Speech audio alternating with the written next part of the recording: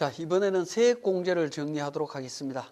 세액공제는 과거에 근로소득 세액공제만 존재하던 부분들이 소득공제에서 세액공제로 전환된 부분들이 상당히 많다 보니까 원래 처음 적용되는 부분이기 때문에 여러분들이 많은 관심이 있으실 텐데요.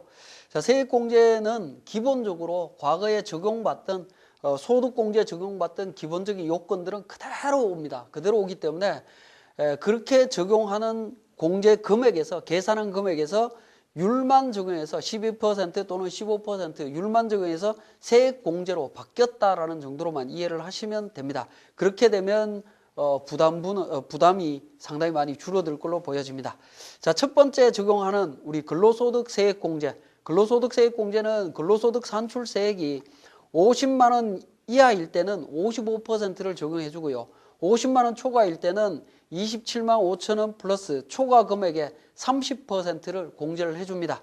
그리고 총 급여액이 5,500만 원 이하일 때는 66만 원을 한도로, 총 급여액이 7천만 원 이하일 때는 63만 원을 한도로 해서 66만 원에서 66만 원에서 이제 차감해서 적용을 하는데 63만 원까지 적용을 받을 수 있습니다.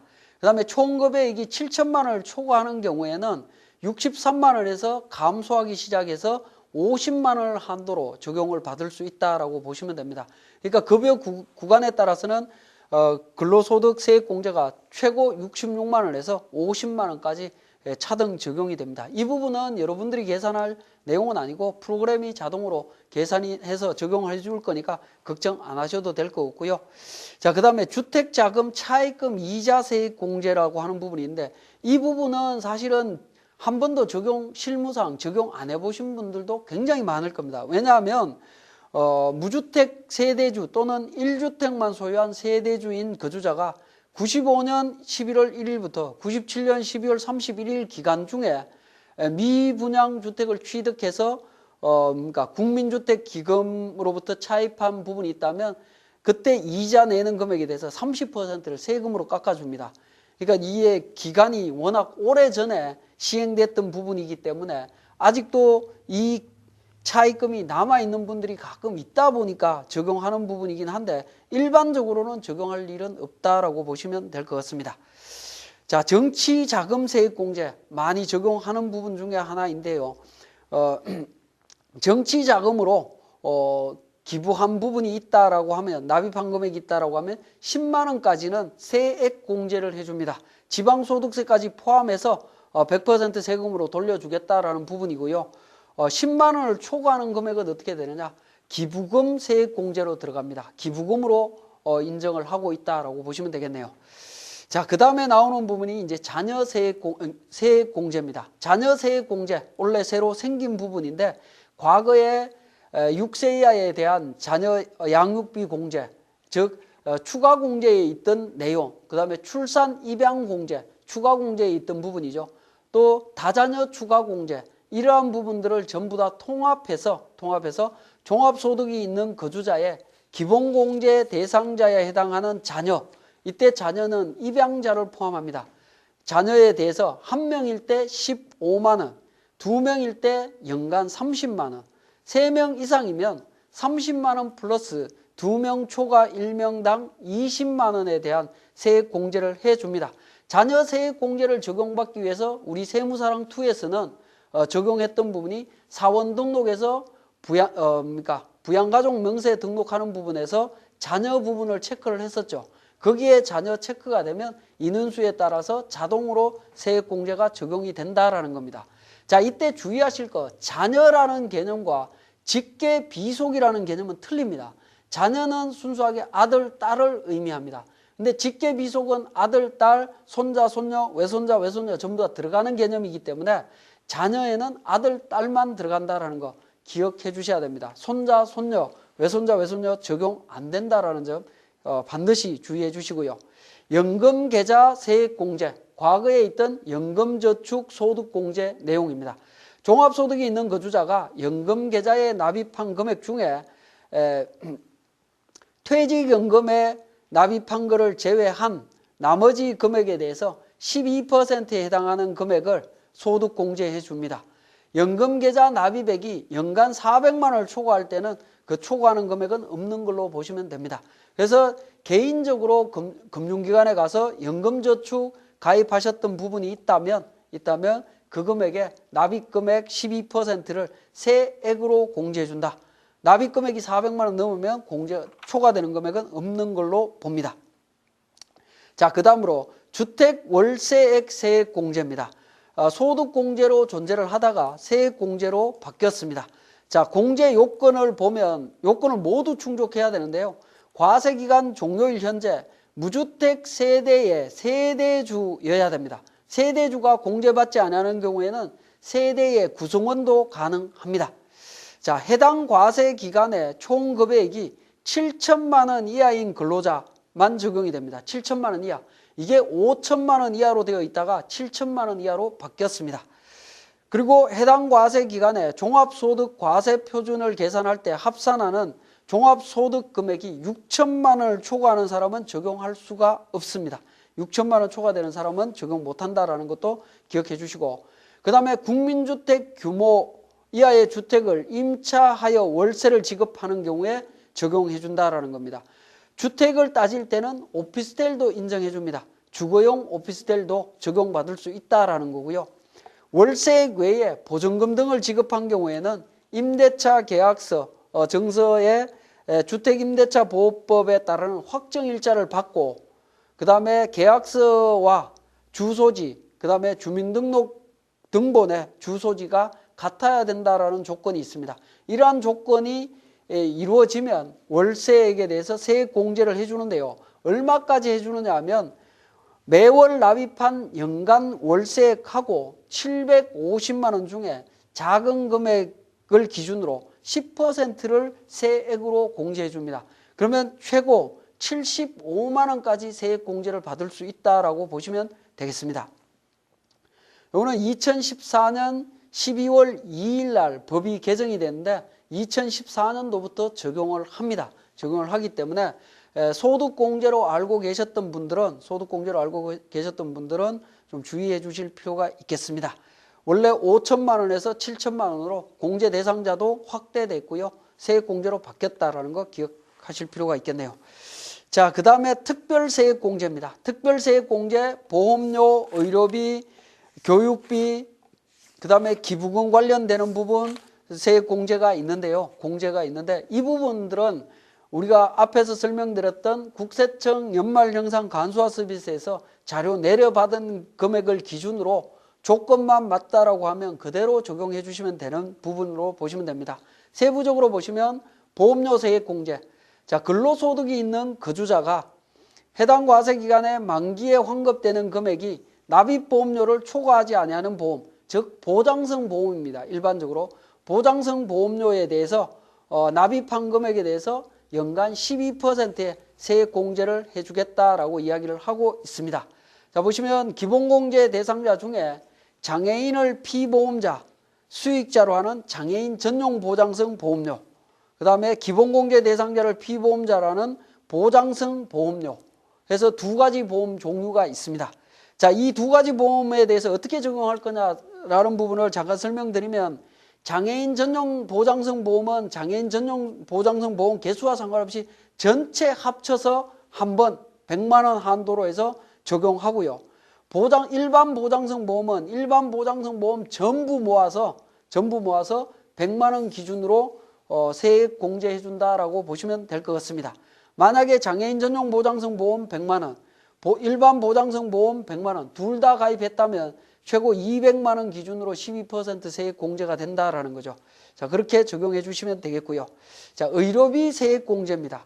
근로소득이 있는 거주자가 기본공제 대상자를 위하여 해당 과세 기간에 의료비를 지급한 경우에는 15% 세액 공제해 주겠다라고 하고 있습니다. 본인 65세 이상 장애인 의료비일 때는 전액 공제가 기본 원칙이고요.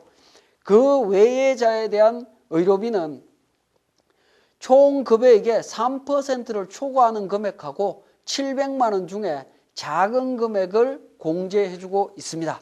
공제해주고 있는데, 여기에서 주의하실 거는 의료비 세액 공제에 있어서 기본공제 대상자를 기준으로 공제해 준다라고 했는데 이때 기본공제 대상자는 본인, 배우자, 부양가족.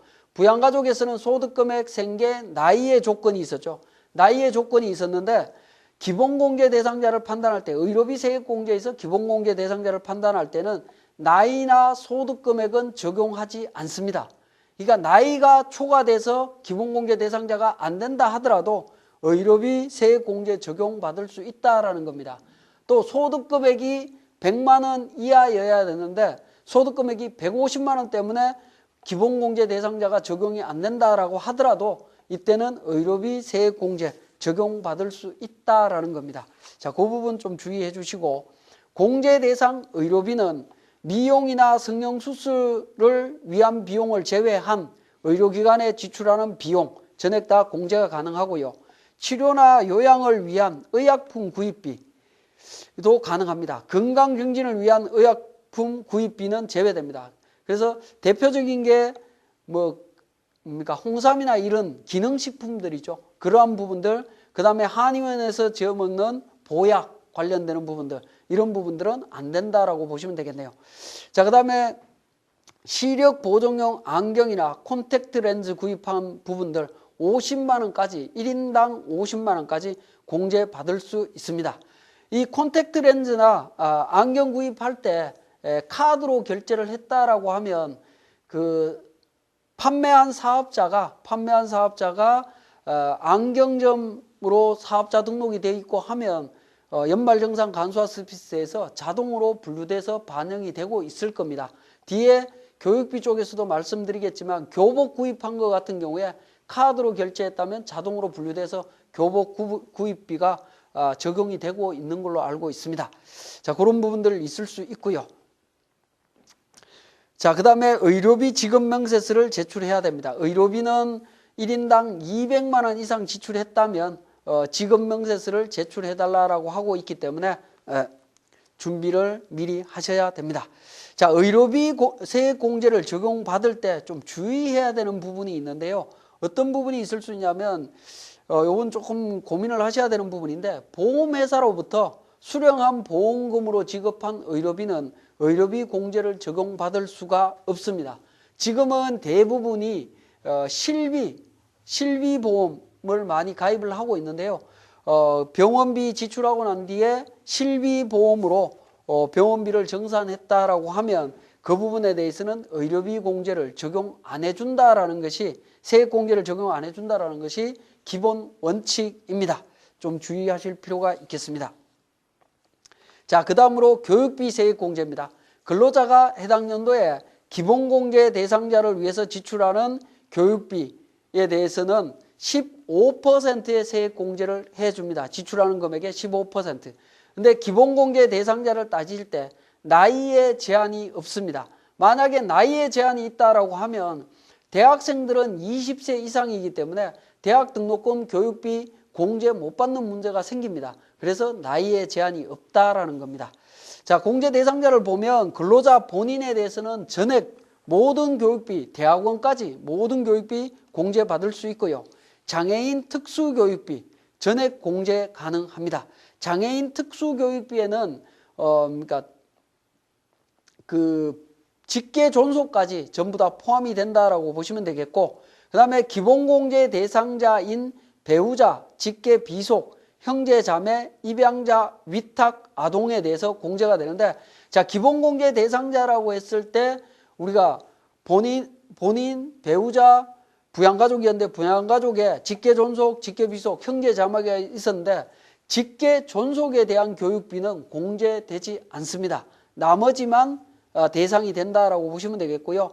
자, 이러한 분들이 유치원이나 보육시설의 영유아, 취학 전 아동, 초, 중, 고등학생인 경우에는 1인당 300만 원까지, 대학생은 1인당 900만 원까지 공제가 되는데 대학원생은 공제를 해주지 않습니다. 대학원 교육비는 공제 안 된다라는 거 기억해 주시고요. 특히 직계 존속에 대한 교육비 공제 안 된다라는 점 주의해 주셔야 될 것 같습니다. 자, 교육비에 대한 구체적인 내용들을 한번 보면요. 취학 전 아동에 대해서는 유치원이나 보육시설, 학원, 체육시설, 전액 다 공제를 해줍니다. 여기에서 중요한 거 학원, 미술학원, 음악학원 뭐 이런 학원들이죠. 모든 학원 전부 다 공제가 된다라고 보시면 됩니다. 학교 안 들어갔을 때는 가능하다라는 거고요. 초, 중, 고등학생들은 인가된 학교로서 수업료, 입학금, 방과 후 학교 수강료, 교재비, 급식비, 학교에서 구입한 교과서 대금, 그 다음에 교복 구입 비용, 중고등학생 1인당 50만 원까지 해줍니다. 여기에서 초, 중, 고등학생들의 일반 학원비는 어떻게 되느냐 하는 부분인데 사설 학원비는 공제해주지 않습니다. 이 부분 좀 주의해 주시고요. 대학생은 대학교 수업료, 입학금에 대해서 공제를 받을 수 있습니다. 국외 교육비는 어떻게 될 거냐 하는 부분인데요. 국외에 소재하는 교육기관으로서 우리나라의 유아교육법에 의한 유치원, 초, 중, 고등학교, 고등교육법에 의한 학교에 해당하는 기관에 지출하는 교육비, 그러니까 우리나라 교육기관하고 동등한 수준에 있는 기관에 지출하는 교육비에 대해서는 공제를 해준다라는 겁니다. 공제를 받을 수 있기 때문에 외국에서 지출한 교육비에 대한 영수증 발급받아서 교육비 신청하시면 됩니다. 공제 신청하시면 세액공제 적용받을 수 있습니다.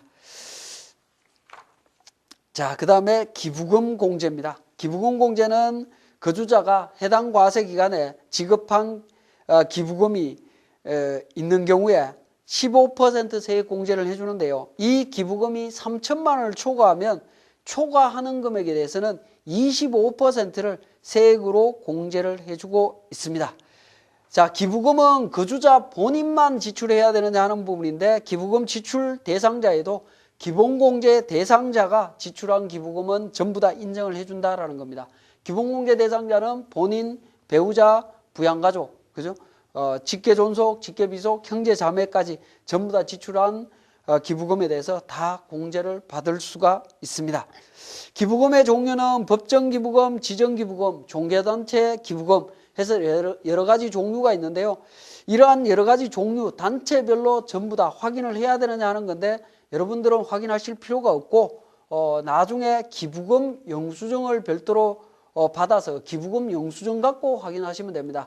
기부금 영수증 안에 우리가 원하는 정보가 다 들어있기 때문에 그렇게 적용하시면 될 것 같고요. 기부금 중에서도 또 하나 생각해 봐야 될 부분은 특별재해 지역의 복구를 위해서 자원봉사한 경우에 어떻게 되느냐 하는 부분인데 기부를 할 때는 기본적으로 돈으로 하거나 물품으로 기부를 합니다. 하지만 우리가 돈도 없고 물건도 없다라고 했을 때 내가 몸으로 가서 봉사한 거는 어떻게 할 거냐 하는 부분인데요. 특별재난 지역에 가서 봉사한 부분들은 시간을 따져갖고 8시간 기준으로 5만 원 계산해서 기부금으로 인정을 해 줍니다. 확인서 받아오면 기부금 공제를 적용받을 수 있다라고 보시면 되겠습니다. 그래서 우리 교재에 기부금 영수증을 제가 서식을 첨부했는데 보시면 그게 기부자, 기부단체, 기부금 모집처, 기부 내용이 나옵니다.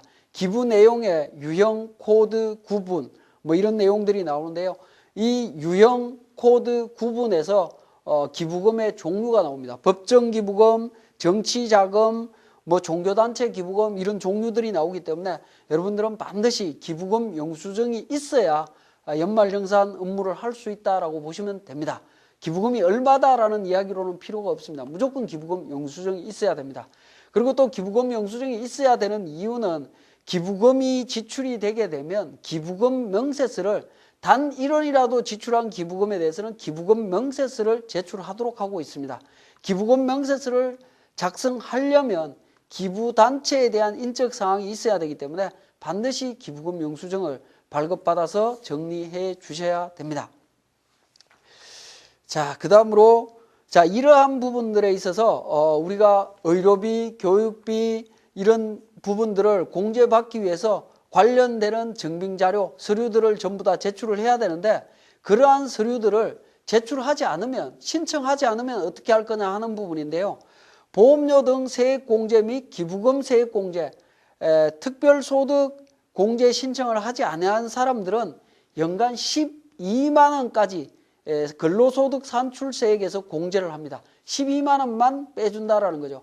이 이야기는 뭐냐면 과거에 표준공제라고 해서 근로소득자는 100만 원을 일괄적으로 빼줬었죠. 100만 원에 12% 해서 12만 원이 나온 겁니다. 12만 원이 차감이 된다라고 보시면 될 것 같습니다. 자, 여기까지가 이제 세액공제였고 소득 감면에 대한 부분 몇 가지 살펴보고 마치겠습니다. 중소기업에 취업하는 청년에 대한 소득세 감면 규정이 있는데요. 근로계약 체결일 현재 연령이 15세 이상, 29세 이하인 청년, 60세 이상인 사람, 장애인인 경우에 중소기업에 취업했다면 2015년 12월 31일까지 중소기업에 취업했다면 취업한 날로부터 3년 동안 발생되는 소득세는 50% 감면해 줍니다. 50%. 2014년도 이전에 이 조문에 의해서 이 조항에 의해서 적용받고 있는 분들은 100% 감면이 되고 있을 겁니다. 100% 감면되고 있을 텐데 2014년도부터는 50%만 해줍니다. 여기서 보면 이제 감면 대상 근로자가 15세 이상 29세 이하인 사람, 그죠? 청년이라는 표현을 썼는데 청년이라고 해서 남자만 된다라고 생각하시는 분들이 있는데 남자만 되는 건 아니고요. 남녀 불문하고 다 해줍니다. 다 해주고요. 이 조항은 외국인도 적용해 준다라는 점 기억해 주셔야 됩니다. 그래서 계약 체결하는 시점에 나이가 몇 살인지 정확하게 좀 확인해 보시고 적용해 주셔야 됩니다. 그 다음에 감면 대상 중소기업 업체가 있습니다. 중소기업 업체라고 하는 부분은 중소기업 기본법상에 중소기업에 해당되어야 되고 또 사업에 대한 부분들, 업종에 대한 부분들을 정리를 하고 있는데 농업부터 수리업까지 해당되는 이런 업종에 입사를 한다라고 하면 감면을 받을 수 있습니다. 무조건 우리 회사가 중소기업이라고 해서 직원 입사했다고 해서 적용받을 수 있는 건 아닙니다. 업종이 맞아야 된다라는 겁니다. 자, 제외 업종 예시라고 해서 전문과학 기술 서비스 업종 중에 전문 서비스, 법무 또는 회계, 세무 관련되는 서비스 적용 못 받습니다. 보건업에 해당되는 병원, 의원 등도 안 되고요. 금융보험, 예술, 스포츠, 여가 관련되는 서비스, 교육 관련되는데 그 다음에 기타 개인 서비스 이런 쪽들은 안 된다라는 겁니다. 그러면 이러한 업종들은 어떻게 판단하실 거냐 하는 건데 사업자 등록증상에 나와 있는 업태 종목으로 보시면 안 되고 통계청 사이트에 들어가시면 한국표준산업분류라고 나와 있습니다. 그 표준산업분류에서 규정하고 있는 업종과 똑같아야 된다라는 겁니다. 여기에 나와 있는 업종이. 그렇게 일치되면 적용받을 수가 있습니다. 그 규정을 좀 확인하신 다음에 적용하셔야 될 것 같습니다. 자, 여기까지가 세액공제 및 소득세 감면에 대한 이론적인 내용을 정리를 했습니다.